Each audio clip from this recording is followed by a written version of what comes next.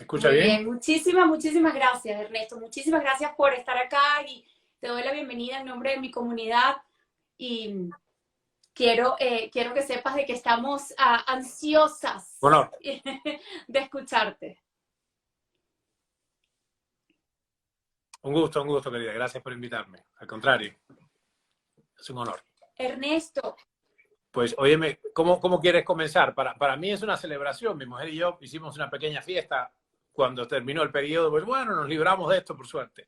Ya habíamos hecho nuestra contribución al crecimiento de la población humana, así que ahora disfrutamos la otra parte. Hay cosas interesantes para hacer ahí. exactamente. Y definitivamente yo siento que a las mujeres de alguna forma u otra se nos ha excluido de la conversación cuando a ayuno se refiere.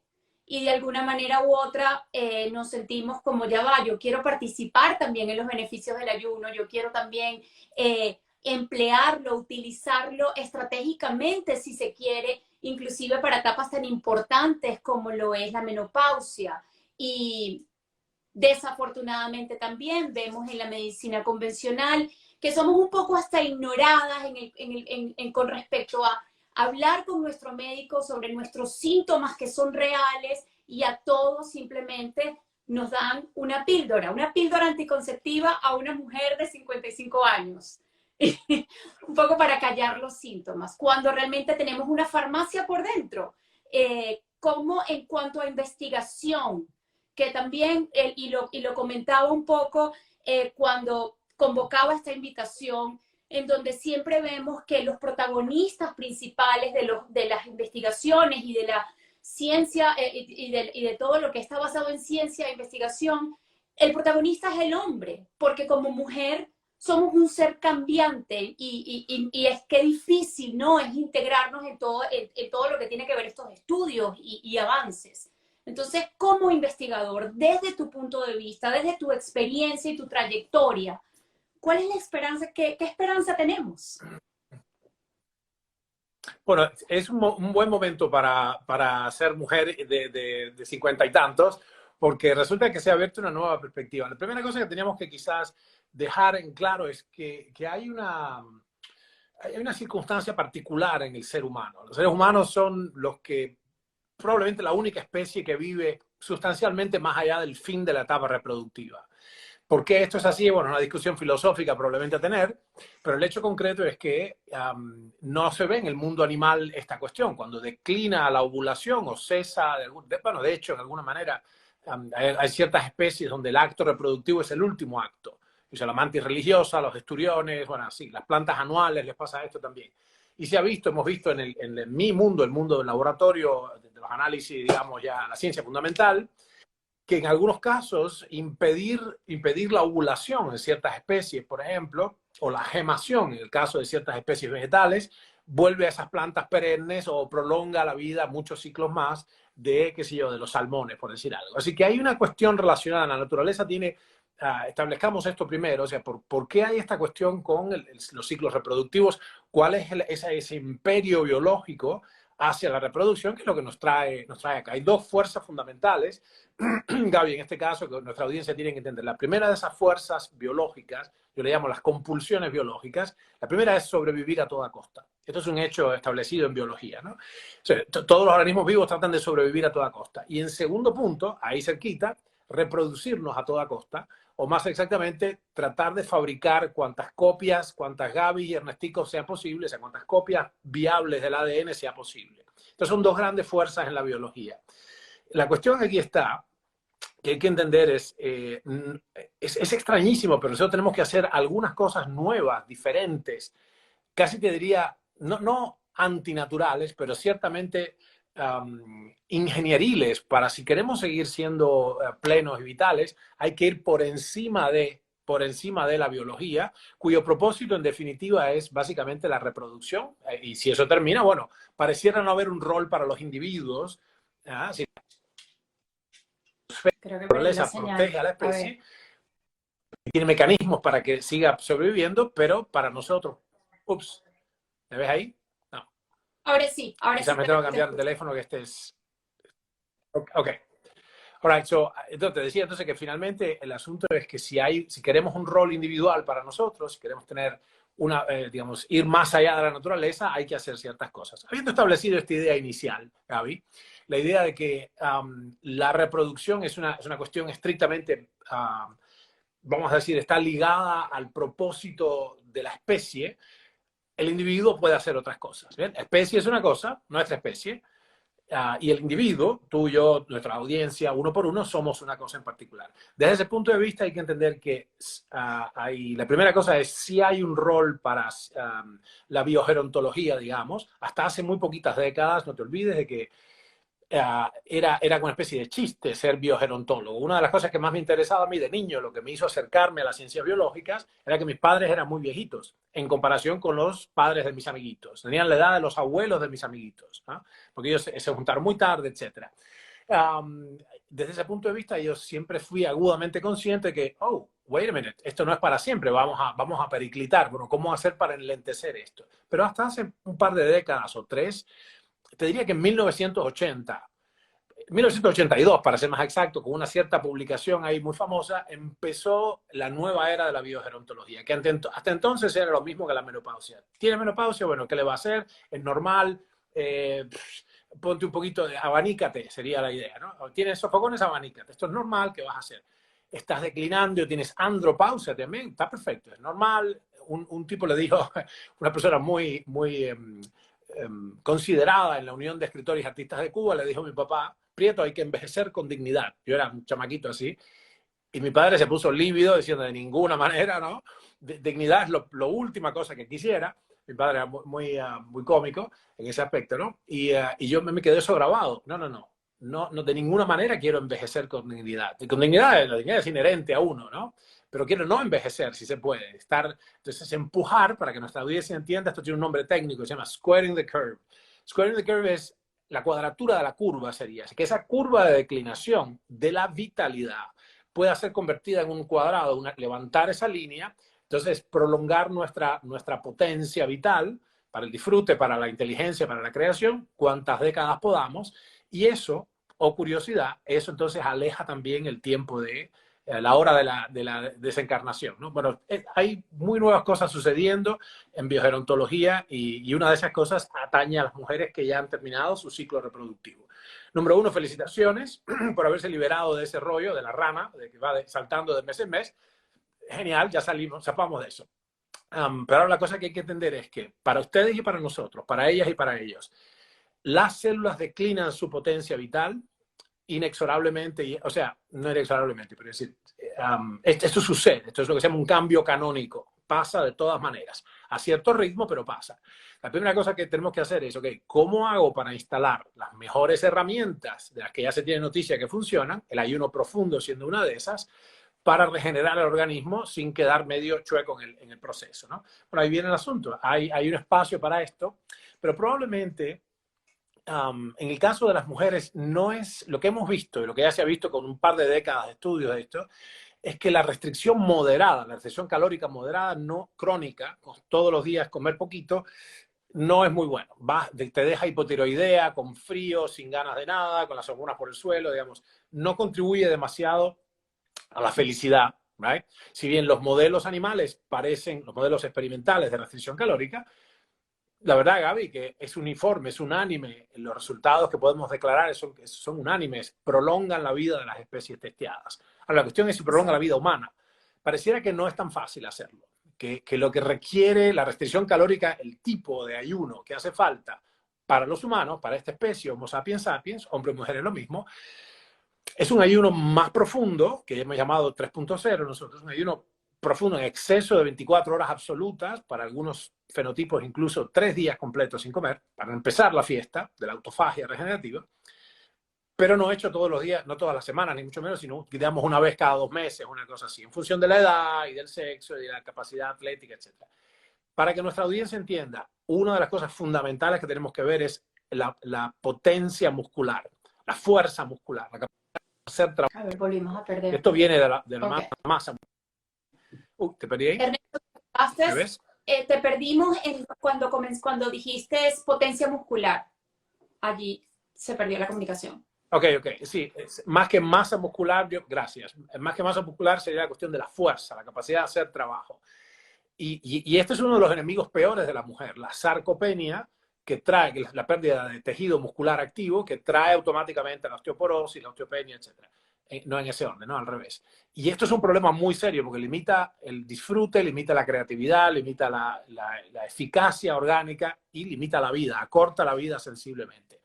Así que la cuestión es, con todo esto que hemos dicho, bueno, ¿cómo hago para instalar un ayuno profundo realmente efectivo? ¿Qué nutrición me espera a la salida de ese ayuno y entre un ayuno y otro? ¿Y qué entrenamiento podemos hacer para evitar la sarcopenia y mantenernos física y neurológicamente activadas? Ustedes tienen que pensar en este sentido. ¿Cómo hago para seguir siendo una máquina mortal? ¿No? Una máquina asesina. Bueno, fantástico. ¿Cómo se hace esto?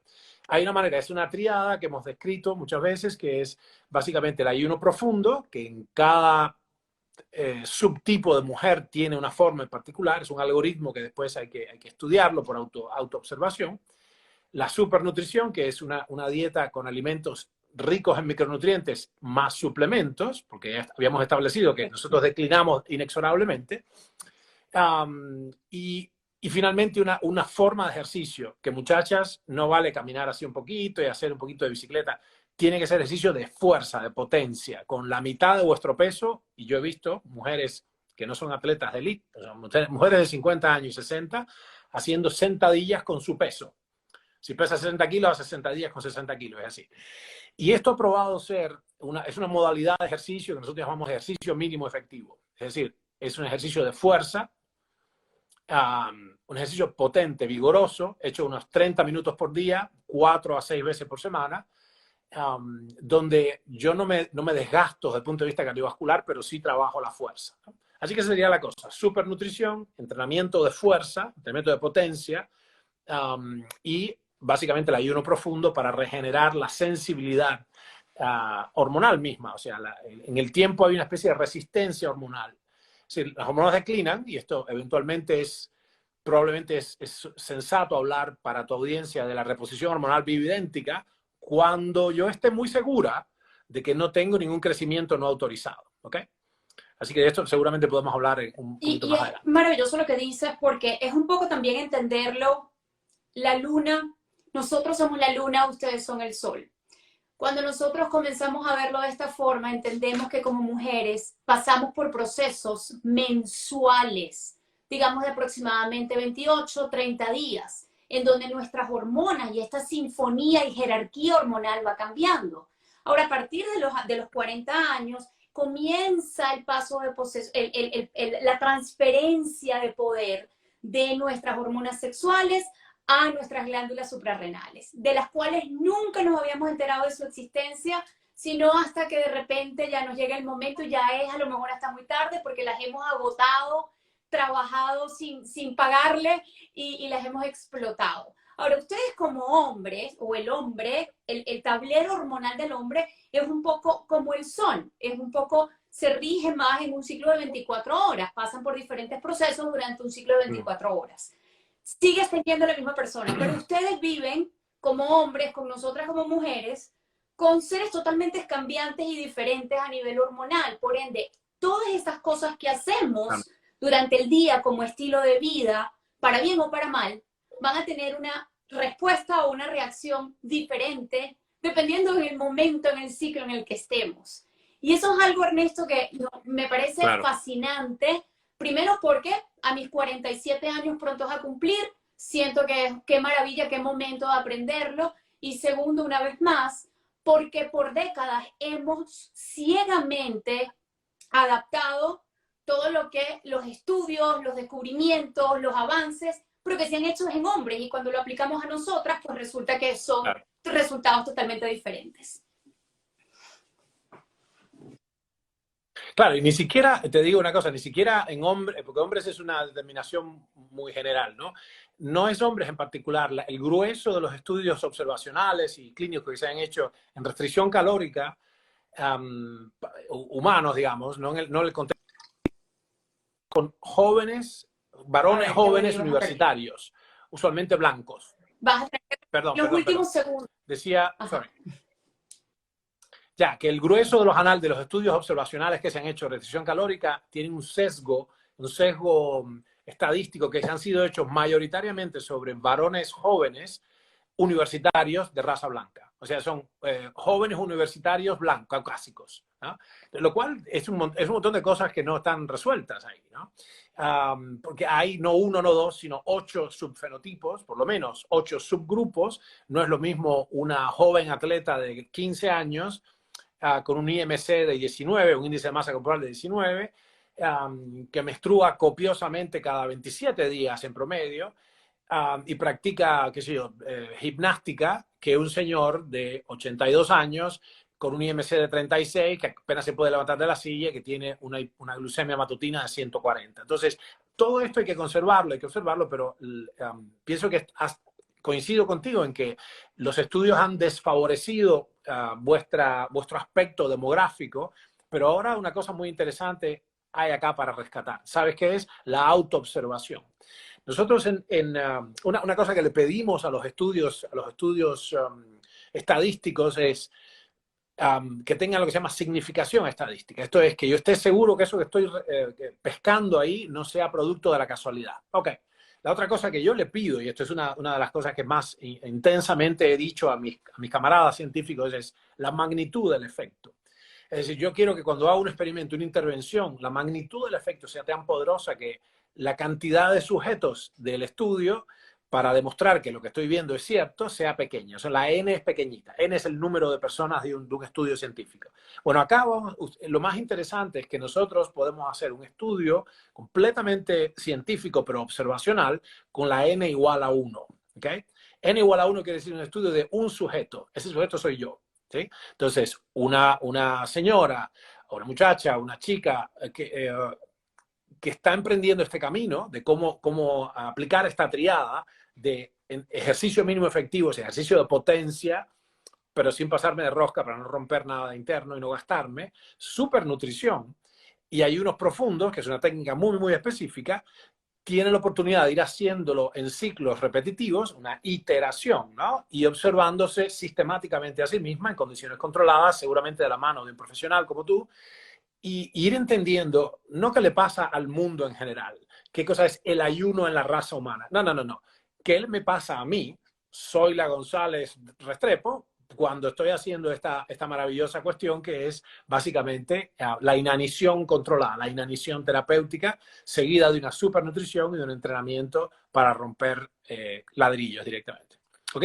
¿Se entiende esto? Entonces, dejemos en suspenso toda la data publicada, que es muy interesante. Además, adolece de otro defecto, que yo estoy asombradísimo que hayan cometido ese error en los últimos años, varios científicos y muchos profesionales de salud, que es que no se puede trasladar a la especie humana, así nomás, a la especie humana, los pequeños, digamos, estas pequeñas fases de restricción calórica en ratoncitos, en lombrices, en moscas, digamos, no se adapta a esto. Entonces, la restricción calórica moderada crónica, que ya tú sabes muy bien que ha ayudado a muchísima gente, o sea, ha ayudado, qué sé yo, no cenar o comer una vez por día, o hacer restricciones de la ventana alimentaria, se llama Time Restricted Eating, ha ayudado a miles y miles de personas a no entrar en la franca obesidad mórbida o a parar las dispepsias o a de alguna manera mejorar su índice glucémico, etc.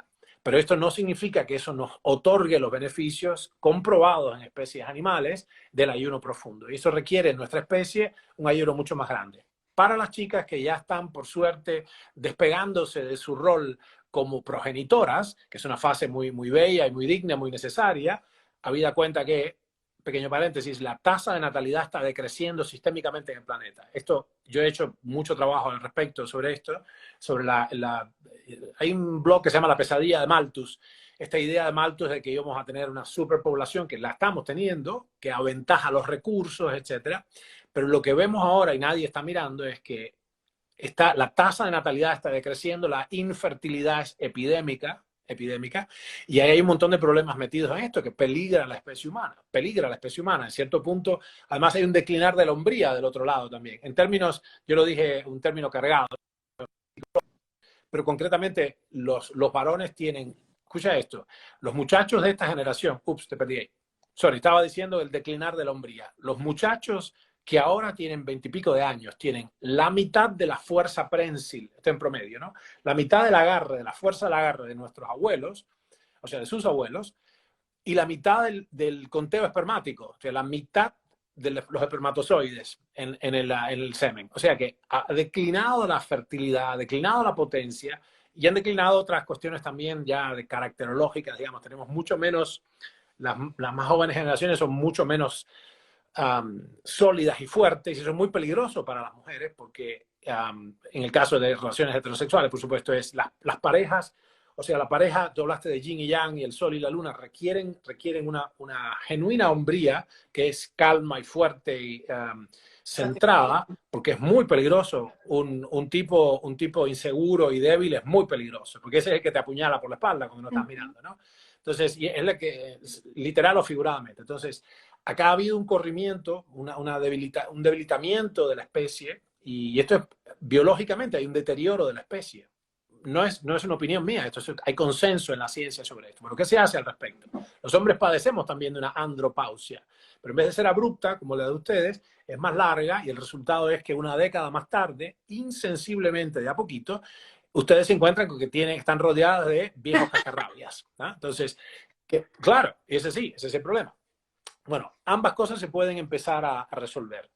Una cosa que hay que saber es que yo no veo mucho una salida de esto más que la reposición hormonal bioidéntica, que es una forma de intervención ortomolecular, sin duda, en pleno derecho podemos hacerla. Y la única cosa es estar seguros de que no tenemos alguna cosita creciendo inadecuadamente por ahí. Alguna celulita que está loca. Hay estudios para hacerlo. Nosotros hemos desarrollado, de hecho, una tecnología para darse cuenta muchos años antes de que esto suceda siquiera, que está el camino torciéndose la ruta hacia, ¿no? El Titanic está yendo hacia el iceberg, y mucho tiempo antes se pueden tomar medidas de rehabilitación metabólica, si se quiere, podemos llamarle, ¿no? Para no llegar a encallar allá en ese, ¿no? Para no golpear el asunto. Así que bueno, este es un asunto muy interesante, sin dudas, querida, el ayuno profundo, tal y como lo he descrito, es la herramienta más terapéutica y democrática con la que contamos ahora. No hay ni la metformina, ni el resveratrol, ni la NMN, no hay ninguna droga que se parezca, pero ni remotamente, al impacto que tiene el ayuno profundo, o sea, la verdadera autofagia regenerativa, que tarda muchísimas horas en llegar. Nada de 8 horas, ni nada de eso. Requiere, en la mayoría de los fenotipos, requiere 48 horas de ayuno absoluto. En algunos casos hasta 72 o 96 horas de ayuno absoluto. Y Ernesto, perdón que te interrumpa, estás hablando de agua. O ayuno. Sí. Ayuno de agua, se puede tomar té verde, de hecho, y se debe tomar té verde, la planta de la Camellia sinensis, que es un agonista de la restricción calórica, de los fenómenos moleculares de la restricción calórica. Pero sí, es una dieta donde básicamente es una no dieta, es la antidieta, ¿no? Que es básicamente agua, solo agua, está perfecto. Y el cuerpo está diseñadísimo para eso, pero todo lo que se dice, la narrativa que ustedes escuchan de las bondades del ayuno, y esto lo que quiere decir es ayuno intermitente, que ustedes llaman, que en realidad es la alimentación restringida en el tiempo, existen, pero suceden en especies muy chiquitas que tienen un metabolismo de 7 a 100 veces más rápido que el nuestro, ¿sí? Lo puedes ver en la frecuencia cardíaca, ¿no? Entonces, nosotros hemos estudiado esto mucho en especies menores y en especies grandes como los Galápagos, ¿eh? Y lo hemos visto esto en los cazadores y recolectores del Ártico, cuando hicimos nuestro documental de una década atrás, Cáncer y Civilización. Nosotros vivimos allí con los esquimales y hicimos lo mismo que ellos, comimos la misma carne cruda, decíamos, esto lo sabemos, ¿no? Es una herramienta que sí se puede utilizar y todos los presentes lo pueden usar, siempre y cuando sepan a cuál de los 8 grupos pertenece y cómo se instaura este experimento científico, lento pero seguro, con una N igual a 1. Es decir, cuando yo soy el único sujeto experimental de este ensayo clínico, ¿no? Entonces, bueno, la cuestión es que esto es completamente gratuito, además. O sea, todo el mundo, o virtualmente todo el mundo que no esté. Esto es para personas que están razonablemente sanas, digamos, aparentemente sanas al menos. Todo el mundo puede ayunar en alguna medida, ¿no? Así que es muy útil. Ahora, una pregunta, Ernesto. Llegan los 40 años y nuestra predisposición a desarrollar específicamente cáncer de mama y cáncer de ovario incrementa. incrementa, así tengamos historia familiar o no, especialmente en estas últimas décadas hemos visto un aumento en los números de cáncer de mama y cáncer de seno, cáncer de ovario, quizás porque existen más mecanismos de detección temprana, quizás porque tenemos más acceso a información que antes no teníamos, sino cuando ya era muy tarde, pero hay un cáncer y hormonas y cáncer y ayuno. ¿Cuál es esa relación y por qué se nos abre esta puerta? Y quizás por qué es tan importante comenzar a incluir prácticas de ayuno, ni siquiera ayunos extensos o ayuno 3.0, sino comenzar la práctica de ayuno diario, ayuno intermitente, ayuno, comer en una ventana de alimentación desde jóvenes, de manera de ir preparando el cuerpo para lo que viene, después de los 40, cuando tenemos un poco más de sensibilidad a desarrollarse ciertas enfermedades.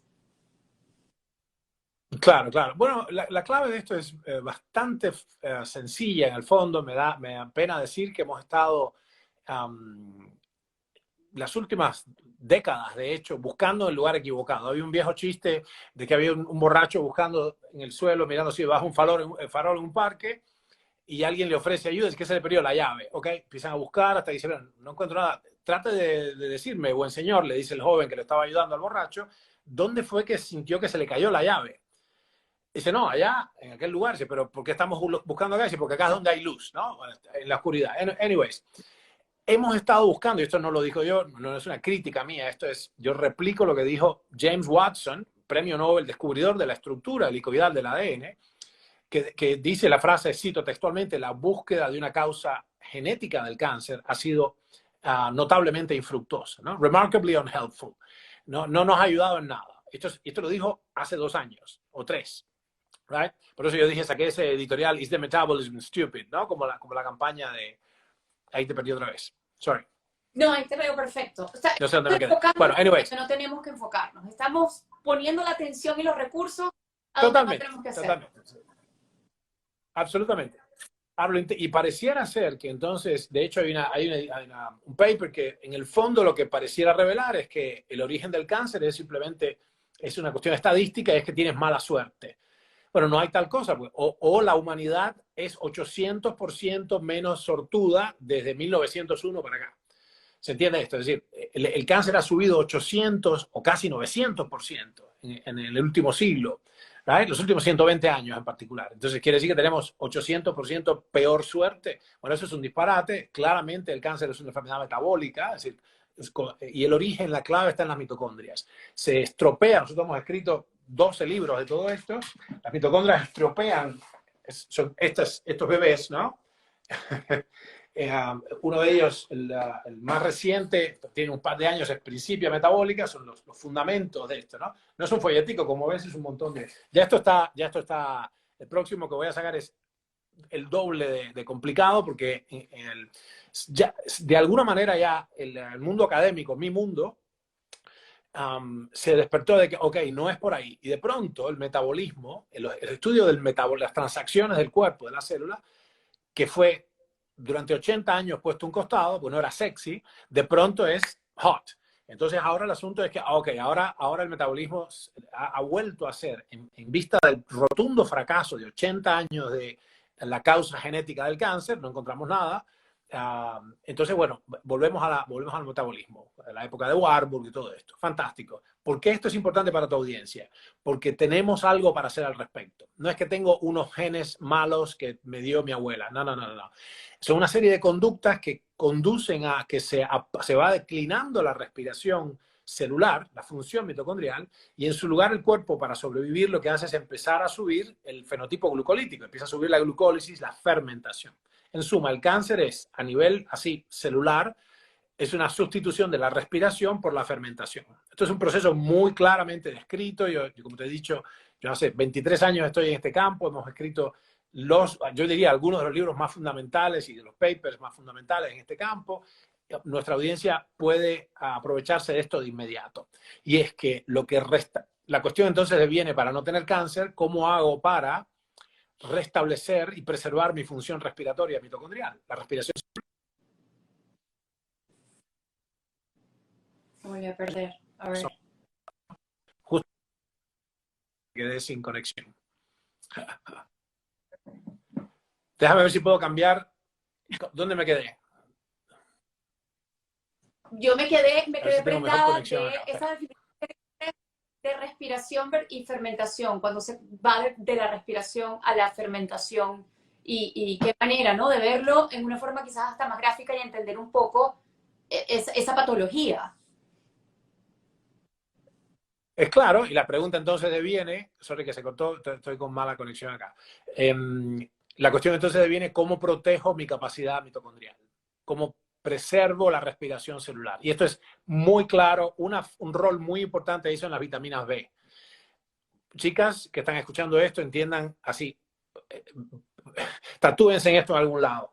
Las enzimas respiratorias fundamentales, NAD, FAD, coenzima Q10, etcétera, coenzima A, todas provienen de vitaminas. ¿Okay? Todas.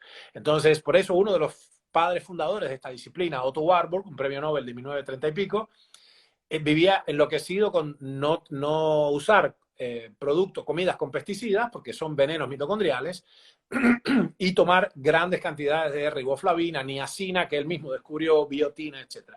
Si encontramos un megavitamínico, por eso yo insisto, le estoy diciendo a todo el mundo, vayan, háganse amigos del farmacéutico o encuentren cómo hacerse de un buen complejo megavitamínico, y esto quiere decir que tiene, por lo menos de la batería de vitaminas B, 50 miligramos de cada una. ¿Right?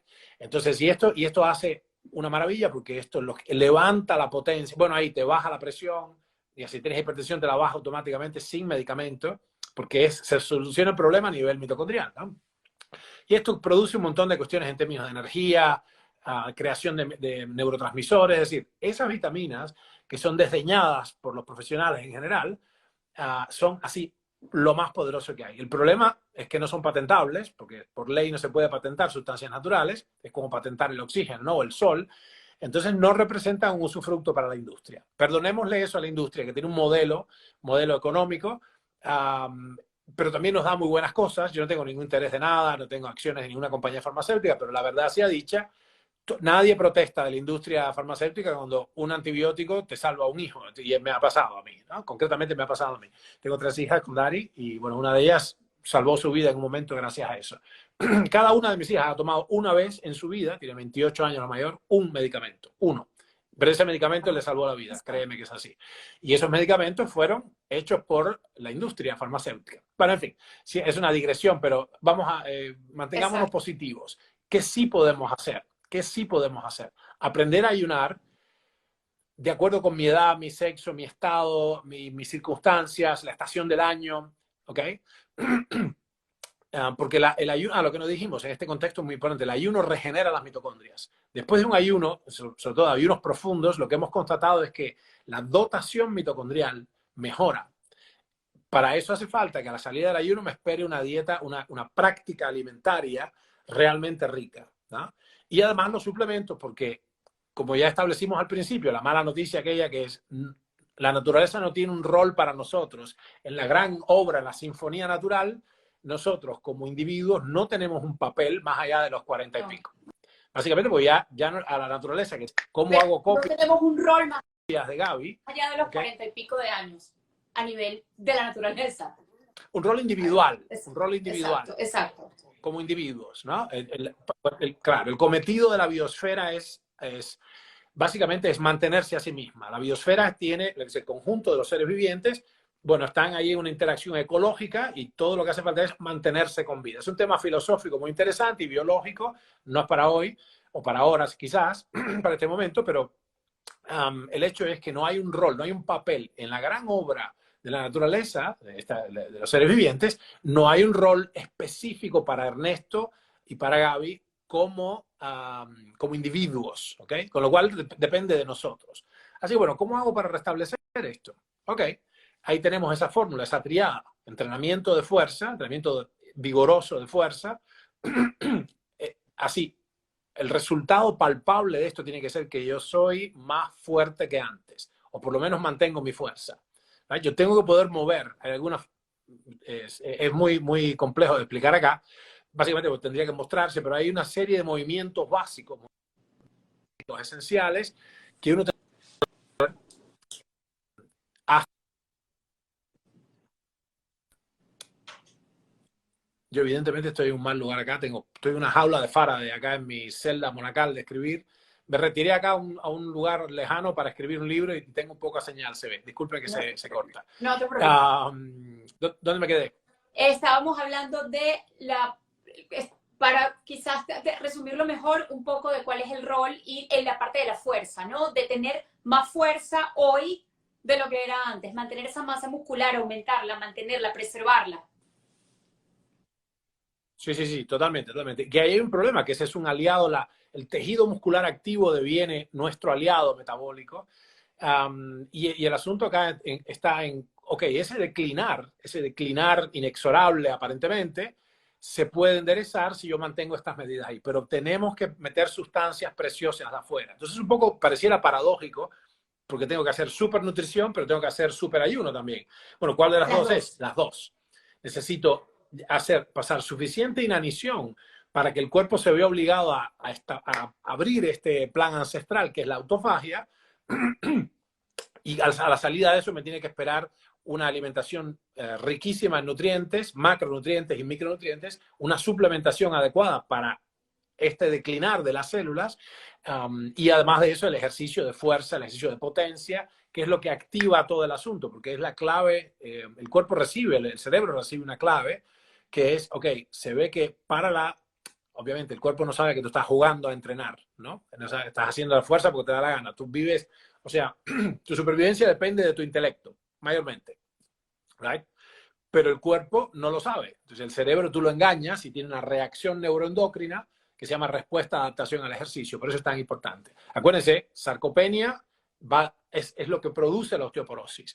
O sea, siempre la osteoporosis, tú no vas a ver una persona, salvo quizás alguna cuestión con las paratormonas o algo, pero una mujer con musculatura poderosa tiene huesos poderosos. Te da una patada y te rompe la canilla.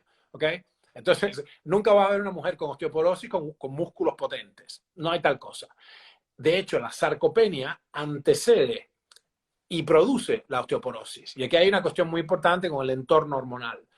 Un asunto menor no es justamente, un asunto no menor, quiero decir, es el tenor de vitamina D. No sé tu audiencia dónde está a ese respecto, pero esto es una cosa crucial y está muy, muy, muy establecida. Y hasta hace muy poquito, hasta antes de la paniquemia, parecía ser que era normal tener entre 15 y 25 nanogramos por mililitro. Pero normal no es sinónimo de óptimo. Normal, la norma, lo que sucede mucho, bueno, lo más normal del mundo es morirse de infarto y de cáncer. Nos pasa todo el tiempo. 1 de cada 2 hombres va a morir de cáncer o contraer cáncer en su vida, y 1 de cada 3 mujeres. Ok, entonces yo no quiero ser normal. Yo quiero estar por encima de la norma, salirme de las generales de la ley, salirme de esta masa gris estadística, ¿no? Promedio, y hacer cosas que sean para mí, ¿no? Para mí. Como dice una amiga nuestra, yo soy mi prioridad en este caso. Mi prioridad ahora soy yo. ¿Okay? Ya hice todas estas labores, estos roles cósmicos de reproducción, hice todo lo que tenía que hacer. Fantástico. Ahora mi prioridad soy yo. ¿Cómo hago para seguir viva en este mundo donde si no hago algo especial por encima de lo que la vida me suele dar, voy a tener los resultados normales, estadísticos, promedios, right? Que obtienen todas. Entonces, bueno, hay que hacer un plan para eso, hay que tomar acción. Y la vitamina D definitivamente volvió a retomar quizás el protagonismo que nunca ha tenido que haber perdido, y muchas veces hay que suplementarla, no es suficiente exponernos al sol, porque no siempre es factible, aunque debe ser una obligación diaria, pero la suplementación de vitamina D definitivamente sí cumple un papel importante. Corrígeme si estoy equivocada, Ernesto, pero eso es definitivamente lo que vemos. Totalmente, totalmente. Sí, sí, absolutamente. Ahí lo que ya, bueno, de hecho, en términos de en términos de la supervivencia a infecciones virales, el determinante primario, o sea, el factor que explica el 98,7% de toda la mortalidad en estos virus respiratorios, incluidos la gripe de Wuhan reciente, es el tenor de vitamina D. O sea, el 98,7% de la varianza, o sea, la mortalidad, se dio en personas con menos de 5 nanogramos de vitamina D. O sea, niveles raquíticos, paupérrimos de vitamina D, como para no enfermarse de lo que fuere, ¿no? Aquí el asunto es eso al sol o no, porque depende de la latitud, y si no tiene ahí te perdí otra vez. Decía, el factor de bien es si la persona tiene acceso a suficiente sol todo el año, si está comiendo lo correcto. Además, si no hay algún otro peligro, si está pobremente nutrida esa piel, los rayos ultravioletas pueden hacer daño. Entonces, ahí hay una cuestión. Una de las cosas que observé muy en mi juventud es que yo nací en la isla de Cuba, es que si tienes suficientes antioxidantes y suficiente batería nutricional, no te tuestas tan fácil. O sea, de hecho, dos personas, incluso dos gemelos idénticos, uno suplementado con vitaminas y otro no, se acuestan en el sol durante una hora y uno se quema y otro no se quema. ¿Right? 100%, y eso Sorry, lo no sé dónde podemos me quedé. todos practicar. Y un cambio de alimentación, yo de joven me manchaba, me pelaba la piel, me quemaba, todavía sigo sufriendo con las consecuencias de la irresponsabilidad de una mala alimentación, más prolongada exposición al sol sin cuidado. Y hoy en día, sin cuidado de la piel, exponiéndome al sol, pero con un cambio de alimentación significativo, me doy cuenta que ni siquiera me bronceo, lo cual a veces me frustra, porque me quiero broncear y no sucede, no hay un daño, no existe, no se ve, no es visual ese cambio en la piel, y es el cambio de alimentación. Claro, claro. Hay maneras cosméticas de hacer esto. Por ejemplo, los carotenoides ayudan con eso, te dan desde adentro, en medio te dan una especie de bronceamiento interno. Yo te diría que es un buen trade-off porque el sol nos da lo que... yo no creo que haya, desde el punto de vista de la biología evolutiva, ninguna otra explicación para la tez blanca que la cuarta glaciación y que de pronto necesitamos desaparecer la melanina para poder captar el sol. El escaso sol que hubo durante 120.000 años, ¿no? Así que esto es crucial. Una cosa importante para nuestra audiencia.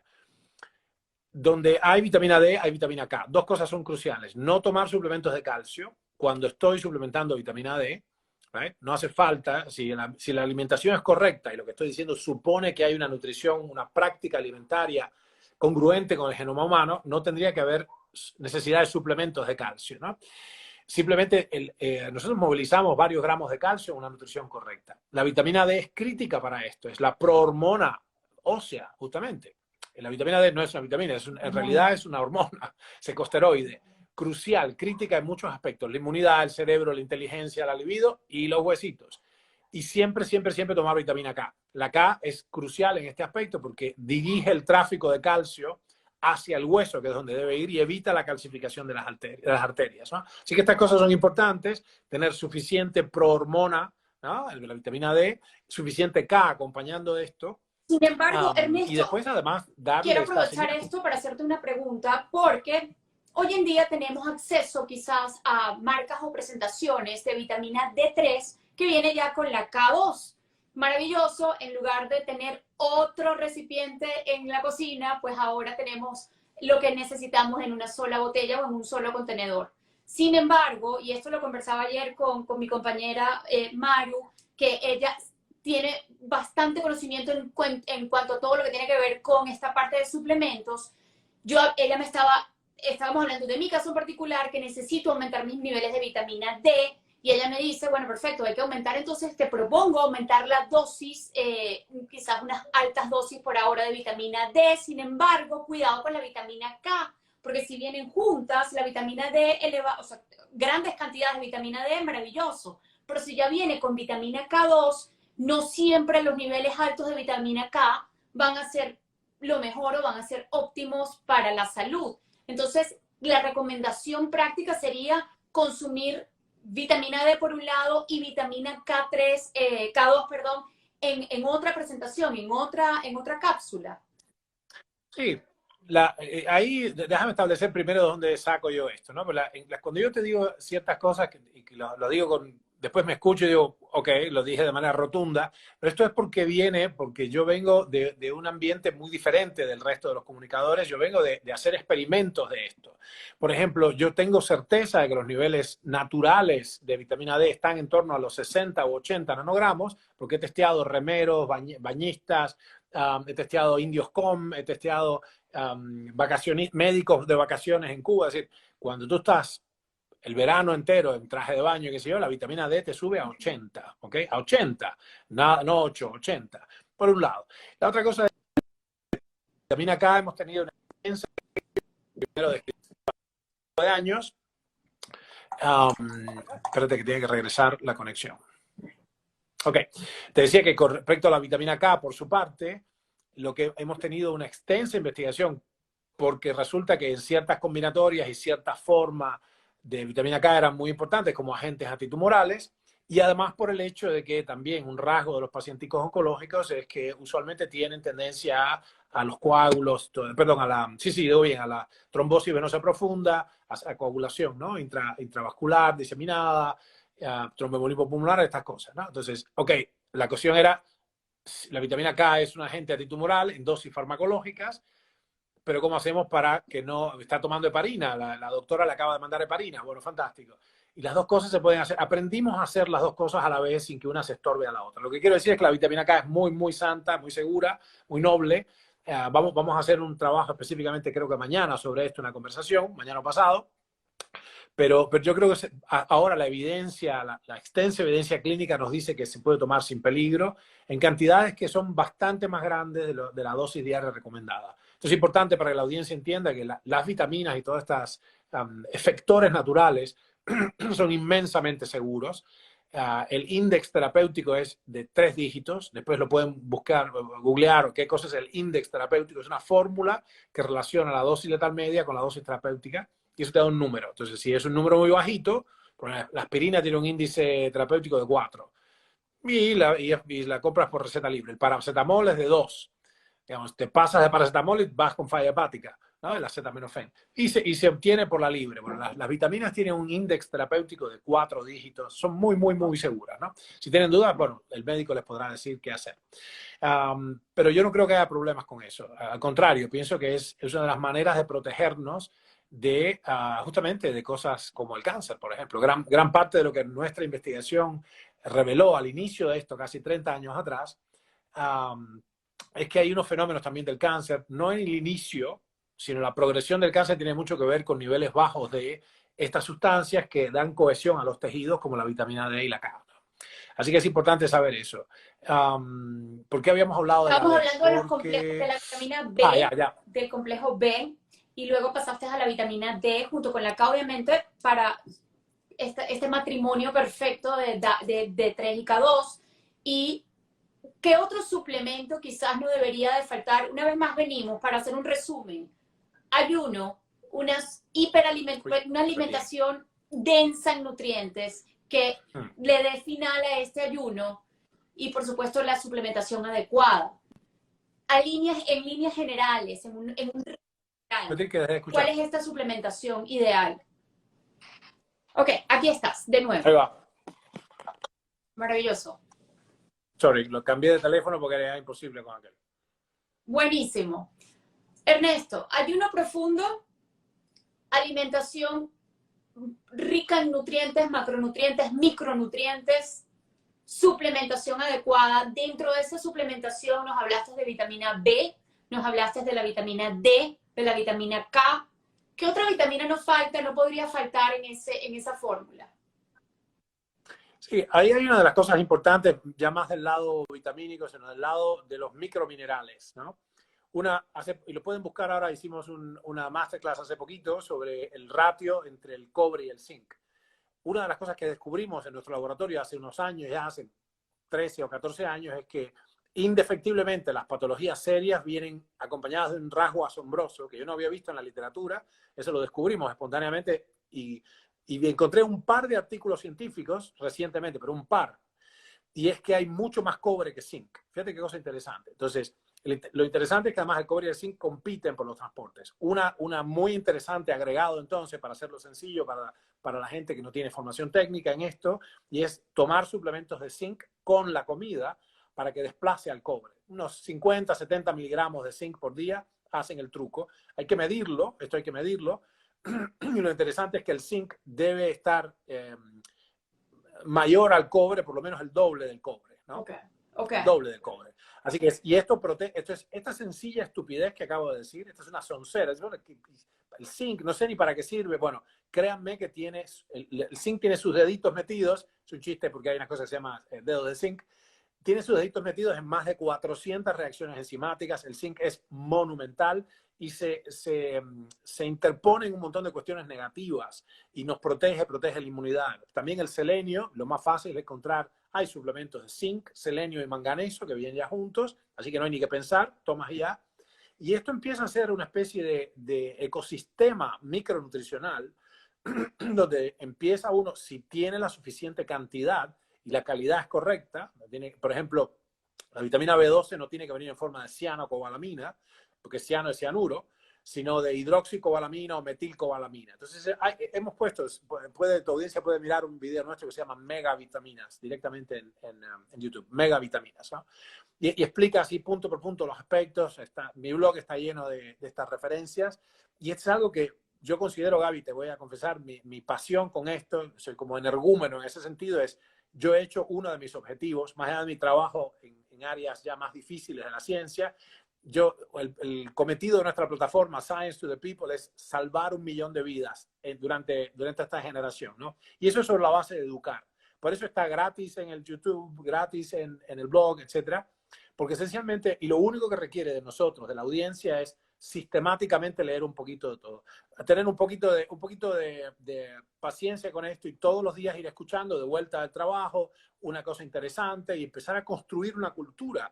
A mí me fascina que hay gente que sabe un montón de estadísticas del tenis, del básquet, del fútbol y no sabe ni el abecedario de su propia salud, ¿no?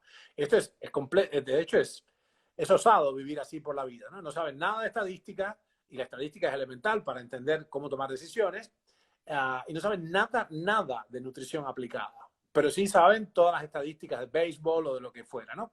Así que bueno, es una cosa importante. Me parece que para la audiencia es un mensaje fuerte, es estudien, esas 3 cosas, ¿no?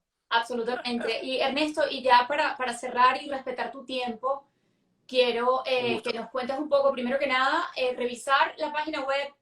Revisar tu página web fue para mí una perdición porque me metí y no me pude salir. Me quedé inmersa y tuve que auto regañarme y castigarme y salirme de allí y seguir con el día. Y tengo 2, 3 días sumergida en la maravilla de página web en donde están tus blogs, también tu canal de YouTube, también toda la información que compartes y divulgas por este medio, por Instagram. La información está.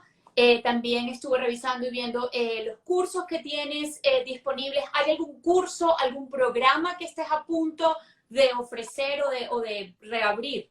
Sí, hay muchas cosas. Yo te diría, gracias por la oportunidad, querida, de hablar de estas cosas. Para el que no me conoce de nada, yo le diría que no empiecen por los programas, por las formaciones, sino que empiecen por estudiar. Y esto es completamente gratuito. Para quien ya tiene alguna lectura hecha y que está más avanzado, o avanzada en este caso, hay una cosa que yo considero estoy orgullosísimo de haberlo hecho, se llama Bloodwork. Bloodwork es un programa que empieza ahora en 7 días y es exactamente como de los 600 análisis de sangre que se podría uno hacer, ¿cuáles son los 18 fundamentales o menos? Debe ser 14, que son de un inmenso poder predictivo.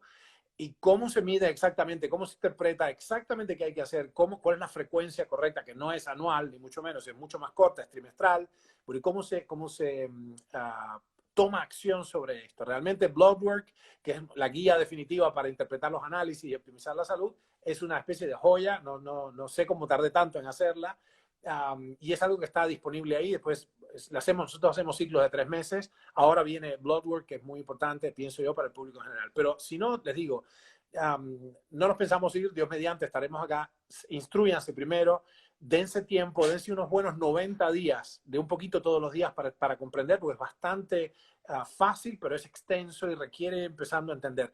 Alguien vi con el rabillo del ojo que preguntaron sobre la vitamina C. ¿Cómo me puedo haber olvidado? Yo he escrito libros sobre la vitamina C, libros enteros del ácido ascórbico.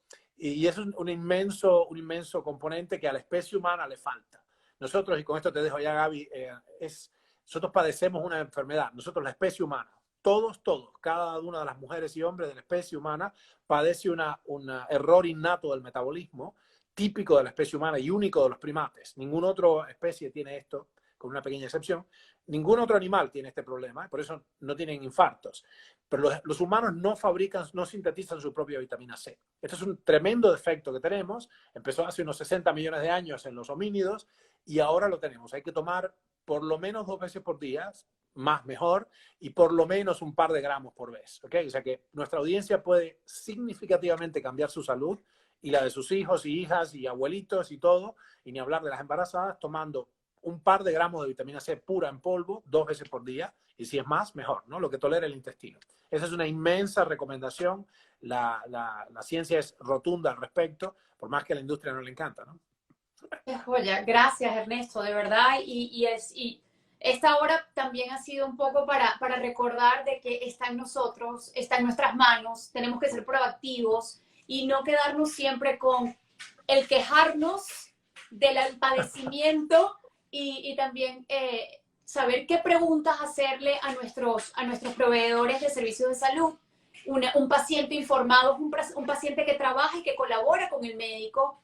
El médico no es el enemigo, pero hay que ayudarlo, hay que apoyarlo, trayéndole información, haciéndole las preguntas correctas y entender que en nuestra propia casa, llámese cuerpo, y lo que podemos hacer dentro de ella, pues también tenemos una farmacia maravillosa y lo único que tenemos que hacer es seguir ciertas cositas, pero todo empieza con el conocimiento poco a poco, sin volvernos locos y sin tratar de aprenderlo todo en un solo día, darnos el tiempo, claro. La información está. Y Ernesto, de verdad que qué lujo y muchísimas gracias por haber aceptado esta invitación.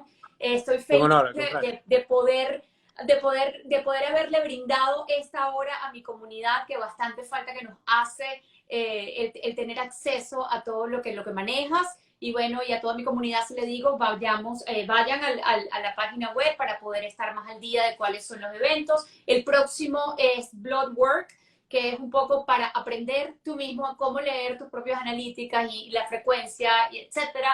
Y va a comenzar el 20 de agosto, ¿correcto?